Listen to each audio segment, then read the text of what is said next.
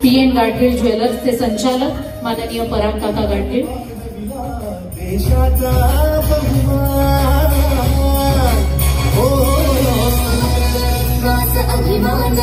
यशस्वी कर्तृत्वाचे हे पर्व सुवर्ण युगाचे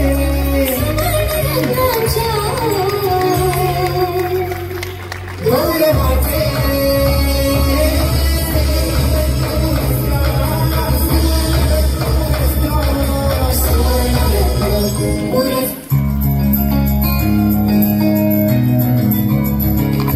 हे पर्व सुवर्ण युगाचे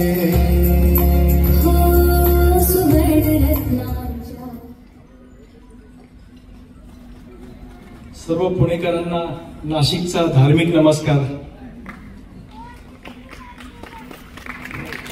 Actually, I wasn't prepared for the talk. Actually, Sagar never gave me the idea कि you will have to speak.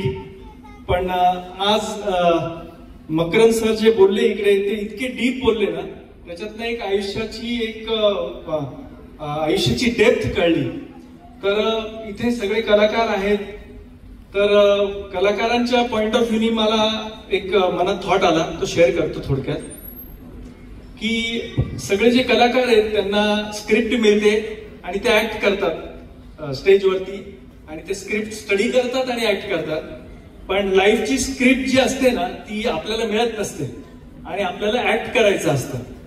तर जसं लाईफ मध्ये आपण पुढे जातो आणि ती स्क्रिप्ट आपल्याला मिळत जाते, तर तशा पद्धतीने मी स्वतः काम करत गेलो आणि माझी पॅशन जगलो, जी की फूड प्रिपरेशन असो, प्रोडक्शन असो, किंवा खाऊ घालण्याचं जे समाधान आहे आणि त्याच्यानंतर जे अप्रिसिएशन आहे ना, ती एक पॅशन म्हणून मी जगलो।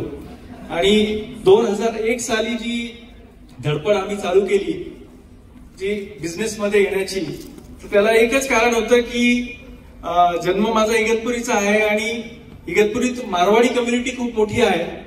तर मारवाडी लोक रोज पैसे मोजायचे आणि सॅलरी हे महिन्यातनं एकदाच मिळते। तर मला असं वाटायचं की आपणही रोज पैसे कमवले पाहिजे, म्हणून मला बिझनेसच करायचा आयुष्यात कधीतरी। तर हे कायम डोक्यात राहिलं आणि तेव्हापासून जी धडपड चालू केली, आज आपण पॅन इंडिया लेवलला काम करतोय। आणि एक गोष्ट अशी आवर्जून सांगायची वाटते की भारतात तर कुठल्याही शहरात आपण मोठ्या प्रमाणात केटरिंग करतच आहोत। रिसेंटली एक एन्क्वायरी आली आहे, ती पण एक मोठी अचीवमेंट SR केटरर्स साठी म्हणावी लागेल असं मला वाटतं। आपल्याला एक UK मध्ये एक वेडिंगची एन्क्वायरी आली की 4 दिवसाचं केटरिंग तुम्ही करायला याल का। एक प्राऊड फिलिंग आहे आणि लवकरच असं वाटतंय की आपण बाहेर जाऊन सुद्धा केटरिंग करू शकतो। थँक्यू सो मच सागर आणि टीम सुवर्णनंतर टीमचे मनापासून आभार। Thank you so much.